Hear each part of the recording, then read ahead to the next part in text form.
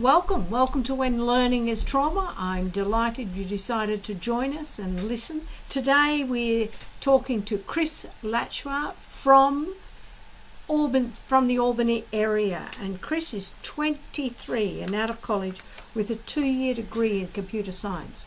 Throughout his life he struggled with Asperger's syndrome and anxiety disorder. It's always been difficult for him to learn to be social and learn new things as quickly as most. He said he's had to fight the education system in order to get the accommodations he needs. After being let go from the University of Albany, he decided to start his own game development and mathematics programming. Currently, he's contributing to the development of games with Werewolf Moon Studios as COO and the assistance of the founder, Lois Letchford.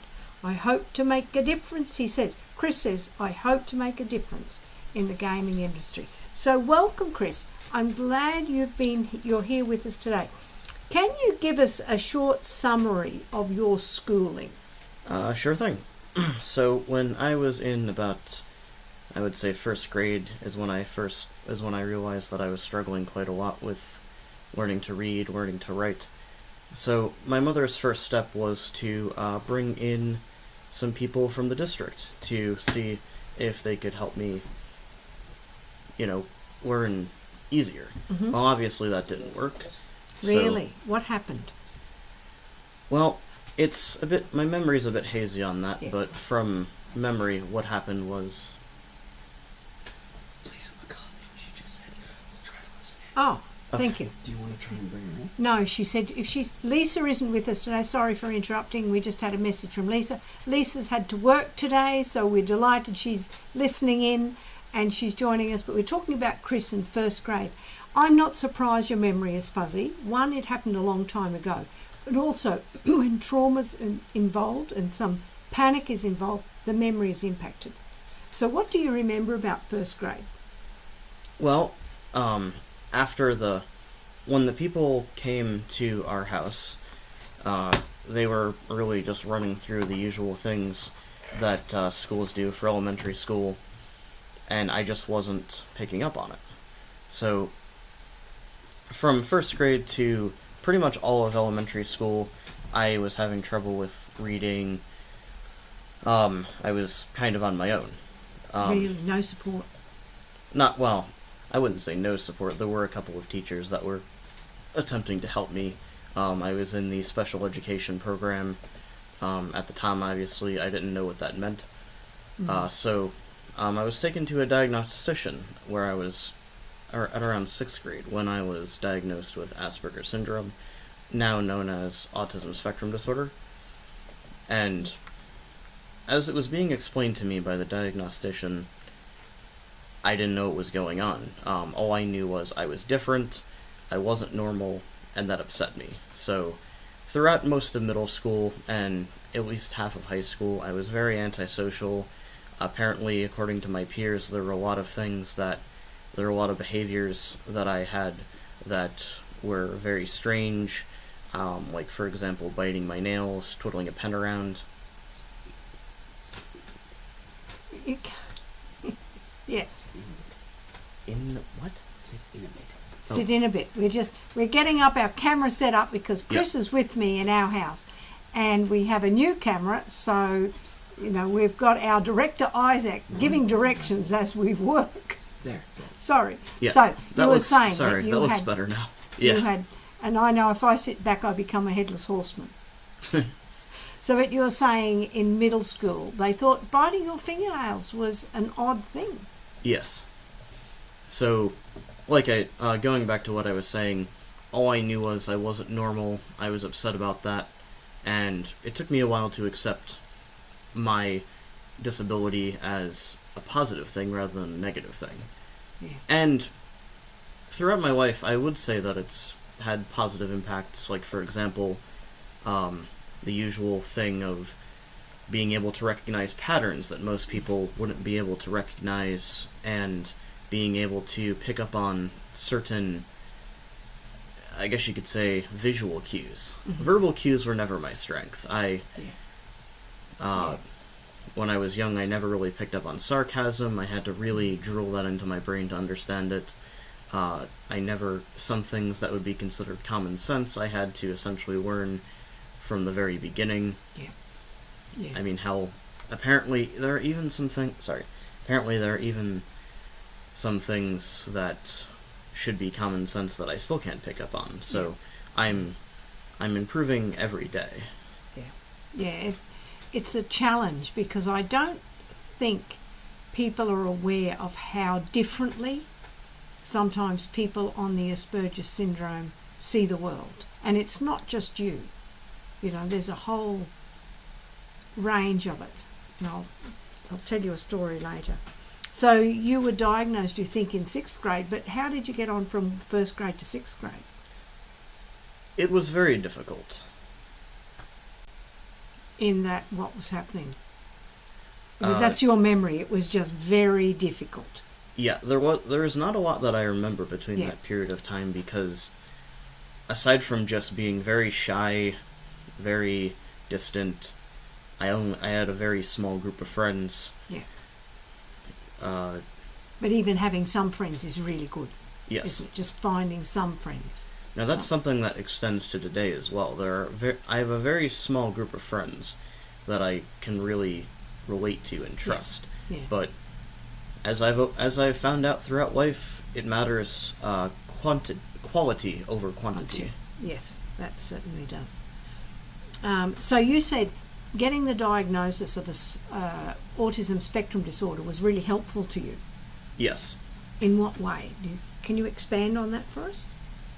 Well, it put what I was experiencing into a term, into words. Yeah. That I never really thought about up until then. Yeah. Yeah. Ah, that's fascinating. It had to go into words. So otherwise it was just an experience that you thought, I'm different, I'm weird. But once you shifted it to language, it gave some language for you to work with, to say, now I understand. Yes, up until that point, all I knew was I'm different in some way. I can't understand why. I thought everyone was supposed to be the same. Yeah. Yeah. Yeah. So that's fascinating. You know, one of my questions here is, do you have any positive memories from school?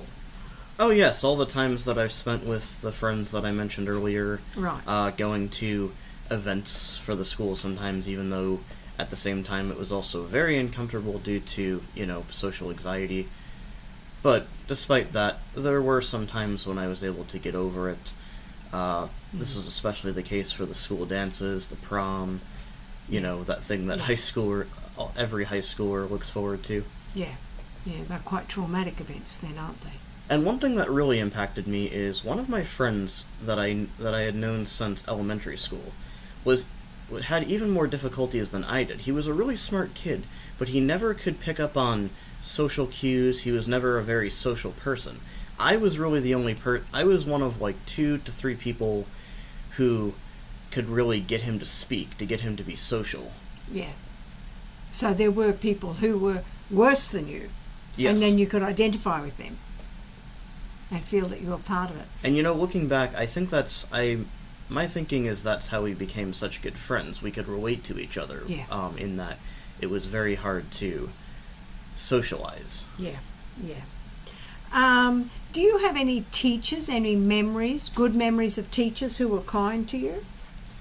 I can't remember any names, but I do remember there being a couple of teachers in elementary school and preschool that were very nice. Ah, that's and yes. A couple of high school teachers as well that were, you know how it is. Those cool, those teachers who act cool, who are very chilled, relaxed. Yeah, and that yeah. Oh, that's good. We've got John. I think that's pretty common thing in psychology. Giving something language is useful for working with it. That's what we're finding with trauma. Once you can identify it and say this is what happened, you shift it from being stuck in your brain to giving it language, and that's what happened to you, and that was really important. I see that Xena left a comment. Yes, Xena's got a comment. Do you want to read it? Yes, you commented, was it your parents, a teacher, a coach that brought up the idea of possible diagnosis, like for observation to see if you had ASD? It was my parents. It was a combination of my parents and from memory, one teacher from the school that noticed that I had the potential for having ASD. That is what influenced that we go and see that diagnosis, or diagnostician. Did you gain enough support getting the diagnosis? Support as in... what support was given? Or you were just given, this is what you are, now go and deal with it? More just, that's what you are, go and deal with it. We're going to put you in the special ed program, we're going to give you stuff like extended time, something to help with your writing, like a little typewriter thing, and that's about it. No social support at all? Not really, aside from my friends that I had at the time. That's what, when I think about what we can do for children, the awareness that we can learn social skills if they are taught, I think is something that needs so much more work. What do you think about that? I agree. Yes. So you weren't given any support to learn how to interact with other children? Not really. The picking up on the social cues, picking up on everything, I had to learn on my own. Yeah. And that's something that you struggle with? Yes. So it's like reading. If you don't get it, this is the help we're going to give you, and if it works or doesn't work, well, that's too bad. Social skills, you haven't got it, too late. That's something I think that we can really drive for, is some social change. And I think there's Facebook groups and there are other groups pushing for social interaction and social support. Now, because of my limited social skills, a lot of friends have become distant because they didn't know what was wrong with me. They didn't think about wrong. Hey, yeah. They didn't think about, hey, maybe there's actually something wrong. No, he's just weird. We're just gonna keep our distance. You would have listened to Martin Bloomfield. Yes. Yes. Well, yes. I edit your videos. You edit my video. And what Martin Bloomfield said to me in one of our talks was, what are we teaching the other children in the class when we find it okay to exclude one child? And I think that's what I'm getting from you. It's not only you're excluded, but we're saying to the other children, it's okay because he's different, rather than how are we going to work as a classroom to engage this child and bring him, and to be more inclusive, I suppose, is what are we wanting, more inclusiveness. Zena's got another question for us. And John. Yeah. Let's start with John, because he's... Oh, John just says... do you think that the special ed program was useful at all for you? Sort of. Much like the same program that they had at Hudson Valley, for example. It did help to be in a more secluded and quiet environment for taking tests, because one thing that I didn't mention was twiddling the pet around, biting my nails, all of those other things.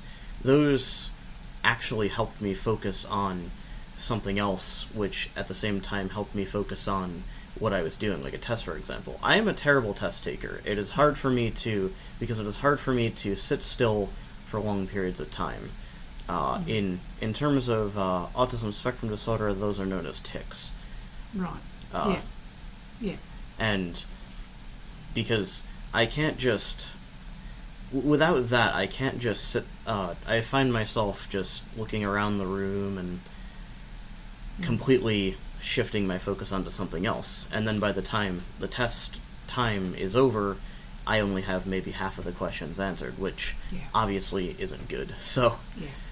So now, it's a focus, and then even answering the questions you're struggling with. Yes. Now, nowadays, rather than moving my hands around or whatever, I have developed a new strategy to replace these tics, which is basically just occasionally shifting my focus over to something else from time to time. Like, for example, how I'm sort of shifting my vision over to something to the left of us, and to the right of us, and then in front of us where the camera is. Yeah. I find that helps me organize my mind. Right.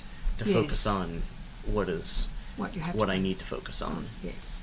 Now, that doesn't help with test taking. Yeah. I still suck at taking tests, but it at least helps. Wow. Yeah, I at least have a chance when I do these things. Now, the next question from Zena is, did you feel like you needed to be put into special ed? I know that many people with neurodiversities, especially when young, are just put into it because the school doesn't know what to do. I'm not too sure about that. I think at the time I thought I was put into special ed just because they required me to. It felt like I felt restricted at the time until I think a big reason for that is throughout a lot of my life I didn't really want to ask for help very much because I'd always thought that was a weakness. That, why should I ask for help for something when I know I'm confident that I can do it? But growing older, I realized that asking for help is one of the most important things you can do. Yes. Because not everyone can do everything themselves. Yeah. And it's a challenge to even ask for help. Yes. You know, it takes a lot of courage to say, ask for help. Now, you said you were put into special education. I think that might mean different things to different people. Right. What did it mean for you? At the time, to me, it felt like I needed to be excluded from the other students. At that moment, I thought of it as a bad thing. So, from grade 3 onwards, Yes. you were in a special education classroom. Yes. With well, not a special education classroom, just I would occasionally be taken away from the rest of the class for taking tests, and for certain classes, I wouldn't even be in the same room if there was a test going on or a review or whatever. I only spent about half of my time in the same class as the other students. Yeah. So now, this didn't happen for every class, but it happened for at least 2 of them. did you have reading in a general classroom? Yes. So reading and mathematics and science were in a general classroom, but then you were put aside for other things. Yes. And you were able to learn in the classroom? Yes. Oh, that's good.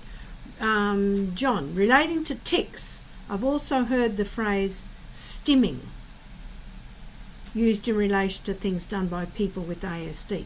I've not heard that term. Have you? Yes, stimming. Yeah, I'm mixing my terms up here. Yeah, it's stimming is the correct term. Tics you would use to describe people with Tourette's or people with other disabilities that cause them to do that causes their body to do things that they have no control over. Yeah. Yep, that's my bad. Did you feel the accommodations by themselves would have been more helpful, like quiet spaces to take a test? Did you want to be in a typical classroom? And how do you feel about it when you were little? Yes, I feel like the individual accommodations would have been more helpful rather than saying, okay, yeah, you're for no reason at all, we're just going to put you in this other classroom because you're in special ed. We're not going to explain why. That's going to remain a mystery to you. I actually had to ask my parents why this stuff was happening because at the time, I didn't even know that I was in special education. I thought that I was just a lucky, I was selected from a lucky few selection of students saying, hey, yeah, you guys are going to a different room. You deserve this. Yeah, basically. You deserve this special treatment. It wasn't until I knew the truth, where it was like, oh, right, so that's why this is happening. I knew something felt strange. Yeah. But at the same time, even though it did little to help me, the fact that it helped me in small ways was enough for me. Now, granted, this did not translate well over to university because, as you already know, well, as you know, but the rest don't know, I was kicked out of UAlbany because of my low grade point average and because I wasn't getting the help that I needed in university. In UAlbany more so than Hudson Valley. Because I tried to get the accommodations that I need. They waited a very long time only to tell me, okay, yeah, we're missing certain paperwork from you. We're requesting that now. By the end of the semester, by the next semester, I got the information in that I needed. From memory, it was because the main office of the business building was taking too long to transfer the paperwork stating that I have autism spectrum disorder and that I need these accommodations. It also didn't help that for my Japanese class, I let the professor know, hey, I'm having trouble keeping up with some of these chapters, some of the content, and I'm trying to get accommodations. She wasn't having any of it. She accused me and another student of cheating just because I was getting a minor amount of help with the homework outside of class, which was just ridiculous. I almost got reported because of that, though. So the only thing I was able to do was drop out of the class, because I talked to my advisor about this. She didn't know what was going on, so she suggested, why don't you just drop out of the class?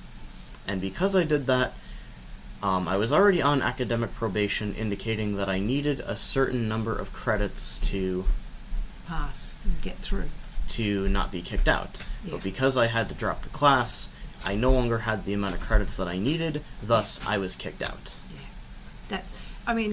That's to me emotionally distressing anyway, but today it's also financially distressing. Yes, especially with how much these universities are charging for classes. Yeah. And because now, I think what we're saying too is, if you have accommodations, you have to keep your work up, the accommodations and documentation up to date. Yes. Which is a significant problem. So you've got to keep it up to date. You've got to follow it through to say, have you got it? Where is it? Get it to the people. And I think really almost you're saying you shouldn't start the class until the documentation is there. Because I agree. I can't do it until it's there. I remember that. It was horrible. Do you feel different about your diagnosis now, in general or in retrospect, than you did as a child? Zena, you ask such fantastic questions. It's wonderful. To answer your question, yes, I do. With the support of some great friends, it's been easier to accept myself for who I am, and to consider this diagnosis, to consider this disability more of a superpower than a curse. That's not to say that I don't struggle with things nowadays. Still, I do. But the pros are outweighing the cons. Yeah. I've learned to deal with the cons. That's good to hear. How has the superpower helped you now? Isaac, could you get the book The Strangest Man from around the corner, please? Yeah. I as you talk, I think about things I've read and about other people who have struggled with the exact similar things in different situations.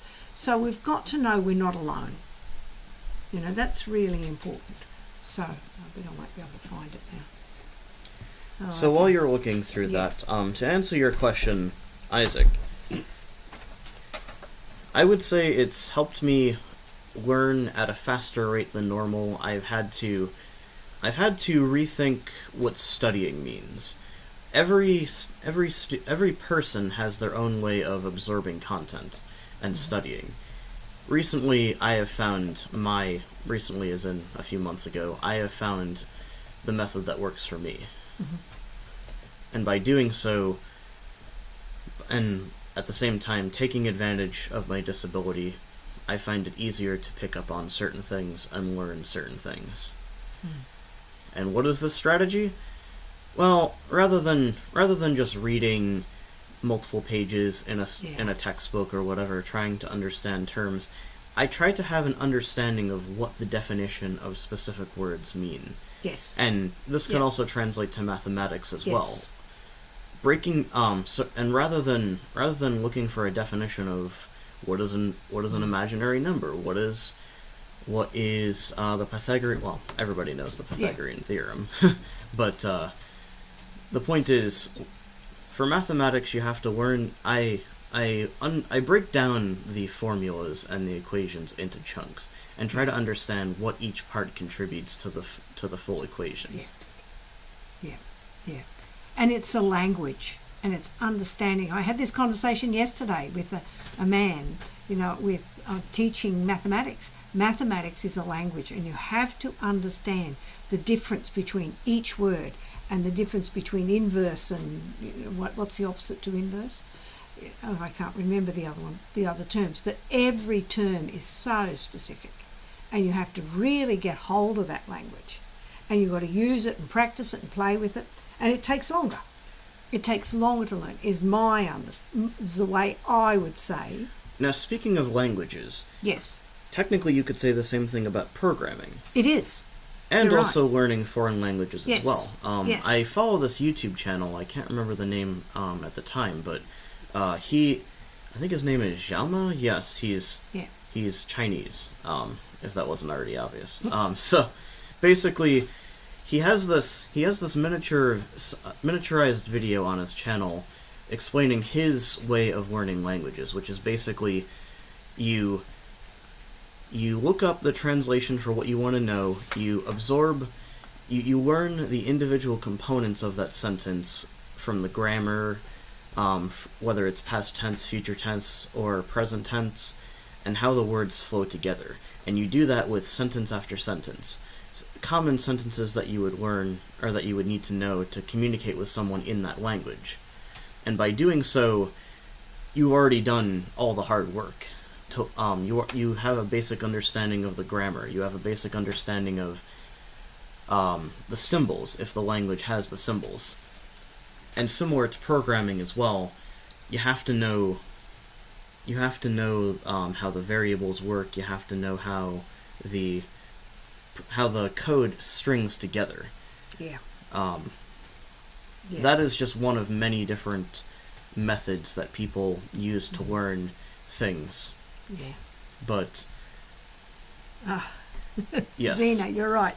Did you find that straight up problems, like I imagine you're saying the number problems, like 7 + 8 = 15, were easier for you to solve than word problems? Strangely, no. The word problems are actually easier for me to comprehend because with word problems you have to think about where all those numbers fit in. Yeah. Why the equation exists in the first place. Whereas a normal equation is just, for example, 24x plus 16y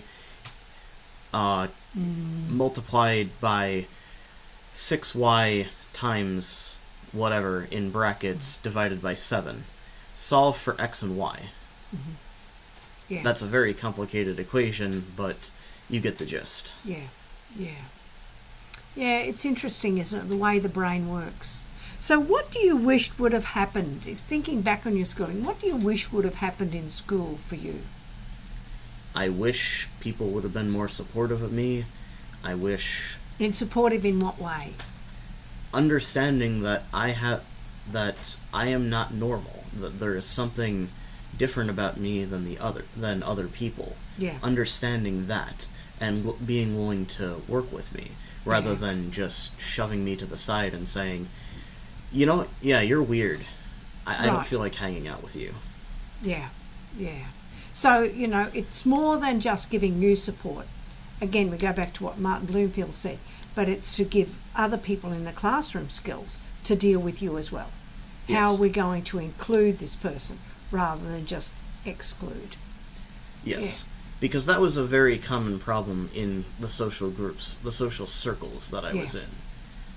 But I don't regret it. I don't regret losing the people that didn't believe in me, that weren't willing to accept me for who I am, because currently I already have friends that are willing to accept me.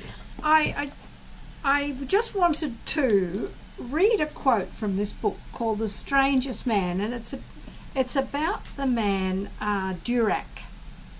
What's his first name? I've forgotten his first name now. Paul Dirac. And he was famous. He's famous for The Mystic of the Atom. I read the book, it's a long time ago. But one of the quotes really and truly stuck with me. One of the stories. And it's a story of Paul Dirac. And you can comment on it. Let me read it. The story begins during one of Dirac's lectures. Moments after he finished talking, when the moderator asked if anyone has any questions. Someone in the audience says, "I don't understand the equation on the top right-hand corner of the blackboard." Dirac said nothing.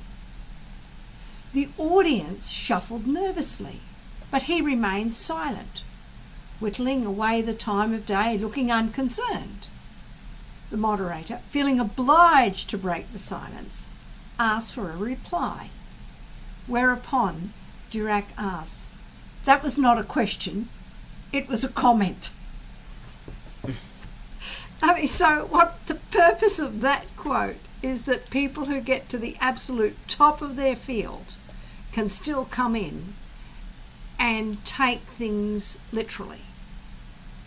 And if the person in the audience had known that, he should have said, "Please explain that equation," rather than writing it as a comment, because Paul Dirac, obviously famous for what he did, he was just not going to answer because you didn't ask a question. Do you have any of those incidences? Yes. Now you see, hearing you read that and looking at the pages is a perfect example of something that I still struggle with to this day. If you hadn't explained that, otherwise I would have had to read that section of the book 2 or 3 times to fully get a grasp on what the significance of that is supposed to be. Yeah. I'm a relatively fast reader, but that doesn't always mean that I can comprehend everything in chapter by chapter. Sometimes I have to reread certain sections to get a grasp on what the author is trying to convey. And it's not even reading chapter by chapter, it's really paragraph by paragraph. And in some instances, sentence by sentence. Yes. Well, I've just written a paper. I've connected with Professor Tim Rosinski, and together we've put in a paper that has been accepted to be published in the Reading Teacher, and it talks about the complexity of language, and that's what you're talking about now. Yes. And it's not only understanding that, but it's understanding why Paul Dirac, because you would have done exactly the same thing. You didn't ask me a question. You just made a statement. Yes. So, Lisa, did your family not explain what was happening because they didn't want to label you? I would say the reason why they didn't explain what was happening was because I suppose they knew that I was going to have a negative reaction to it, because, well, when I was really young, that is when not wanting to ask for help, not wanting to, I guess you could say I had a weird temper back then. I've always had minor anger issues, which I have to work on day by day. I suppose it was from memory. My parents had told me that, as I've grown older, that when I was young, I used to lose my temper and assume the worst about things, and about myself especially, early on. So I suppose they didn't want to tell me this up front because they didn't want me to think poorly of myself. Obviously, it was a little late for that once I found out for myself, and obviously that aggravated me when I eventually found out. Like, why did you not tell me this? This is about myself. This is me. Why would you not tell me something very important about myself? Because I believe that if I had known this earlier on, I would have tried to find other ways of dealing with it. So we do have to let you know, hey, there are things that are different between you and someone else, and let's give you some strategies. It's only recently that I've found therapists who work with families. It's not a child individual that we can work with, but it's a combination. It's a group setting, the family setting, the school setting, and it's interactive. Now, after going to a diagnostician, I actually did go to one of those family therapists. Right. And that didn't work for me at all. Did a family therapist with the family or just with you? With both of my parents. Right. And that didn't work because I was still questioning why things were the way that they were. These were all of these things I had to figure out on my own. I had to accept on my own. Yeah, and it takes time. Yes. It's not an instant fix. Well, Lisa's second question, what advice do you have for parents about speaking to their children about what they are going through? Well, I believe it's important for parents to be open with their children, even if they're afraid of the reaction that the child is going to have. It's just something you have to accept. It's just something you have to live with. And eventually, as the child grows older, they'll realize that that it was the right thing to do. Yeah. I believe it's important to let your children know what's happening as early on as possible, or at least when they're old enough to somewhat comprehend it. Did you know of anyone else like you in the world? Yes. At the time, when you were a child? Yes. The little boy who was worse than you said? Yes. Well, actually, two of them. Right. One person that I had known since essentially third grade, and one person that I knew around the same time, maybe like a year after fourth grade. Right, yeah, because I think, like knowing that Paul Dirac, a famous scientist, struggled, does that help or does that hinder? And would it help knowing it earlier that, you can get to this point, but some people are still struggling? Yes. Now, still on the subject of these friends, I'm going to sort of contradict myself here, but bear with me. One of these friends was pretty mean to me back then. Yeah. But I later learned that it was because he didn't know any better. He had even worse issues than the other friend. He had anger issues. He had abandonment issues. He had, I'm not going to go into specifics, but he felt completely abandoned, and he, in fact, I suppose this isn't too personal. He actually, during one of my birthday parties, his parents at the time actually just randomly dropped him off. Now, I didn't know who he was at the time, but according to my parents, he knew me. He knew my name, and he wanted to be friends. I just found that very interesting. Yeah. Now he's obviously in a better spot now. He's obviously in a better situation now, but and from hanging out with him, despite him being somewhat mean to me, I worked with him. I knew that he didn't know any better. We became closer as the years went on. From what he told me, things were getting better for him, and now he's one of the very few friends that I still hang out with to this day. Yeah, which is good. Now we've got Zena saying, I hear you a lot with that on groups. Now I'm not sure what that means. I think she means circle of friends. Friends coming and going. Yes. Okay. Stuff like that. It personally hurt one of my grades a lot last semester, but I've learned good experience. Do you prefer to work alone or in groups for a large project? That's a fantastic statement. I would say that depends on the project. Yes. Yeah. But even being asked that question, I think, is huge for people to recognise. Yes. I would say if it's a project that requires a lot of work, it is nice to be able to work in groups. Yeah. But it also depends on the people in the group. Now, it's pretty common. It's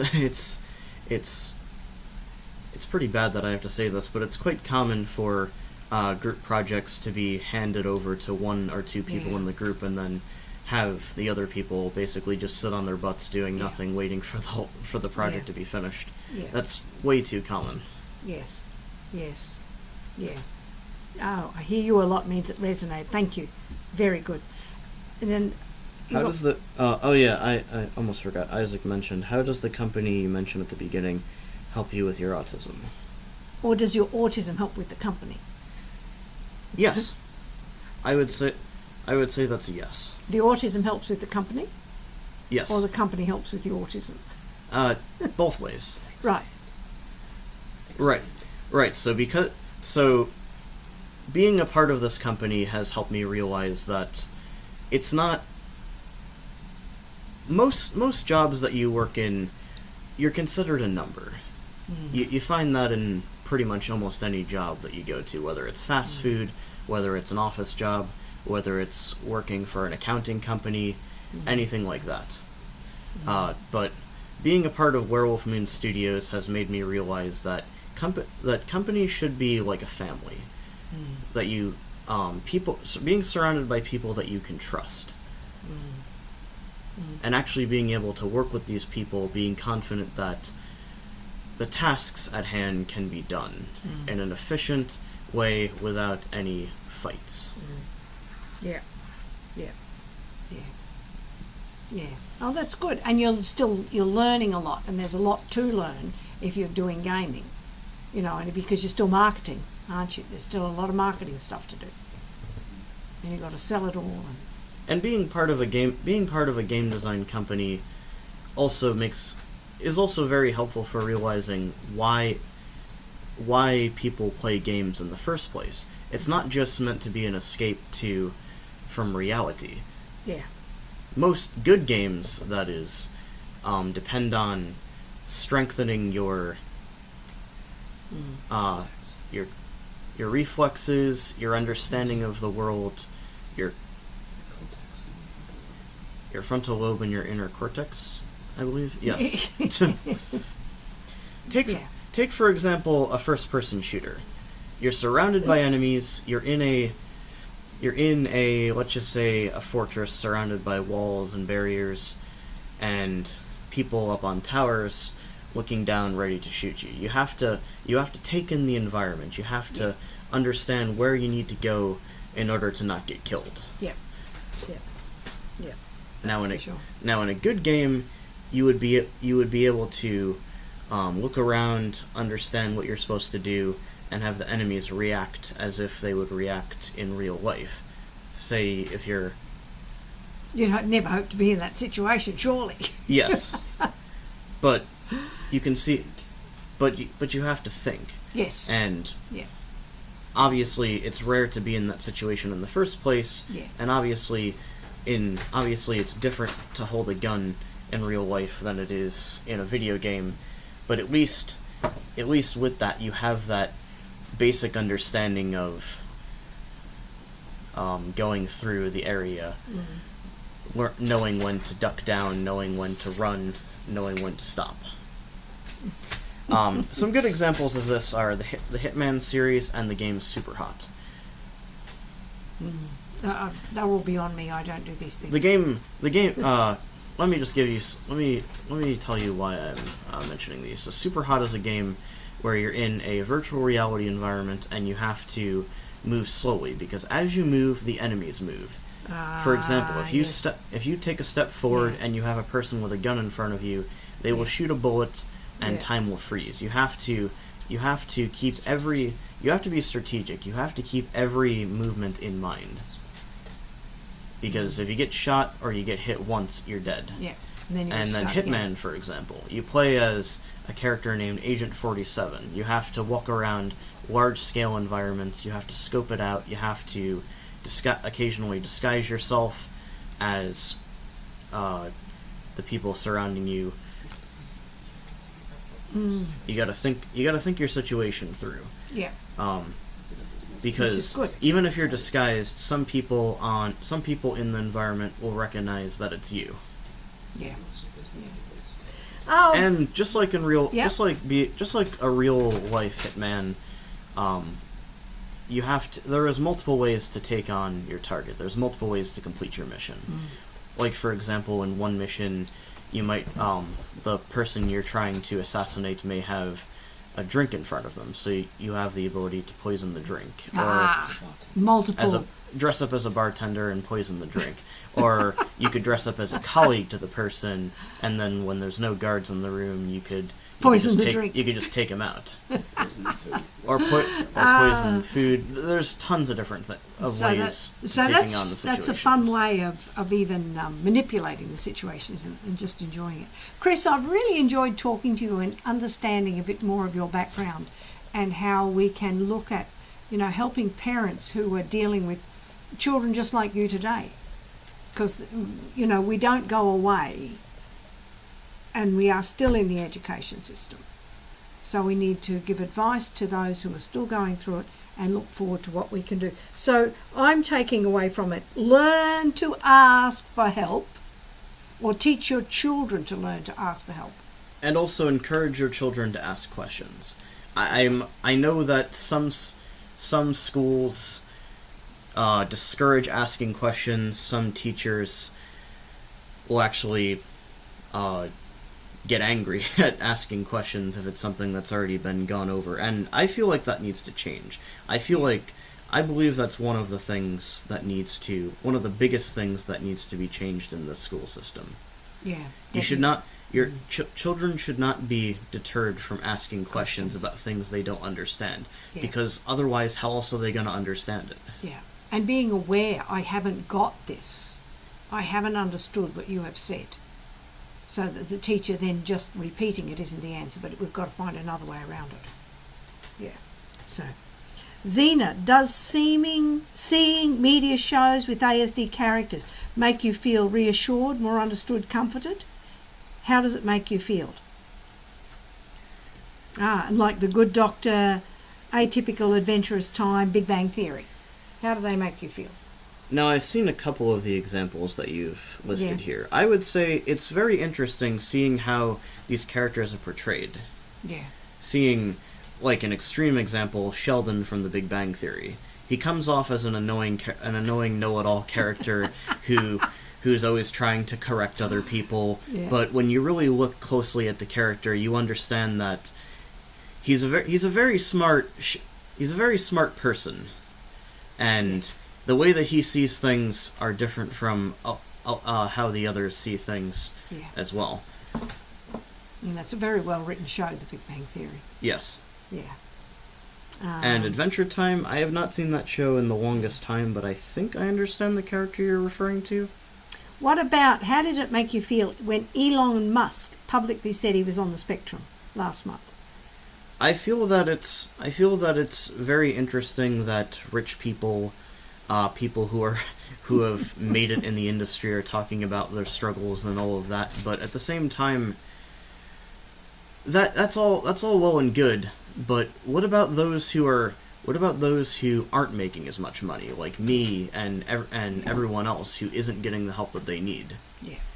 Where is the help and support for those people? Yeah. Yeah. You're right. It's fine to say it when you're wealthy. Yes, it's one thing for yes, it's good for rich people, like, for example, Ryan Reynolds recently saying that he has anxiety disorder and that he's been struggling through this with his whole life. No, that's good. It makes him look more human. But at the same time, he has the support that he needs. Yeah. Because he's well known in the industry. He knows a lot of people. He's rich. Yeah. What about those of us who aren't rich? What about those of us who are in the lower and middle class? Yeah. And surviving each day just to do it. Yes. Well, thank you, Chris. Let me turn my page. Thank you for joining us today. And for Isaac and Chris, Isaac does all of my getting this all organised for me, and Chris actually does all the editing for my shows, which I cannot do myself. Zena's got another question. Do you feel the exposure normalisations that celebrities, successful people, talking about their mental health and differences helps society relate to those on the spectrum or hurt?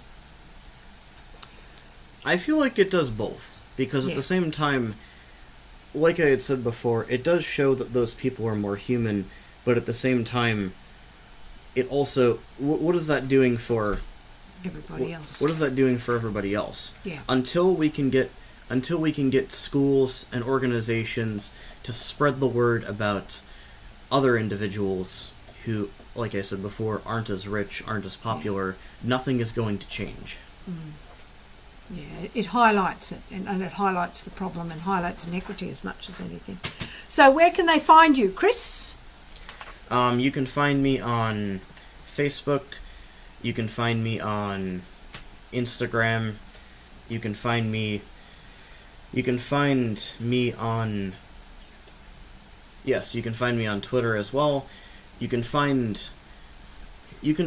From memory, you can also find my name on the Werewolf Moon Studios website as Very well.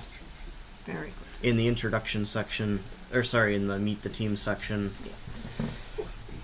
Well, thank you. You can smash the like and subscribe button. Everyone who does that helps our channel grow and helps get the word out that learning should not be traumatic, the way it has been for most of our guests.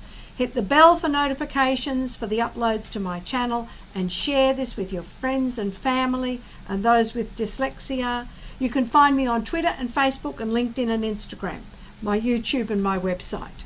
And Zena, thank you for all of your questions, Zena and Lisa and John, for all your questions and being involved today. It is absolutely fantastic. My book, Reverse to Memoir, is now available as an audio book, available on my website and on Amazon. And next week we talk to Leah Schwartz's mother, Ayelet, and we look forward to speaking to her about her journey, not only the child, but the mother. And all the links are in the description below. And that includes, so thank you. And that includes the link to the company website. And speaking of the company, before we end this, please be sure to look out for the Werewolf Moon Studios LLC YouTube page, where you'll see announcements for upcoming games and videos showing the current development of what we're working on. There's some really cool stuff in there, so please be sure to check that out. Well done. Fantastic. That's just Zena. Nice work. Thank you, Zena. Thank you so much. Greatly appreciated. Join us next week.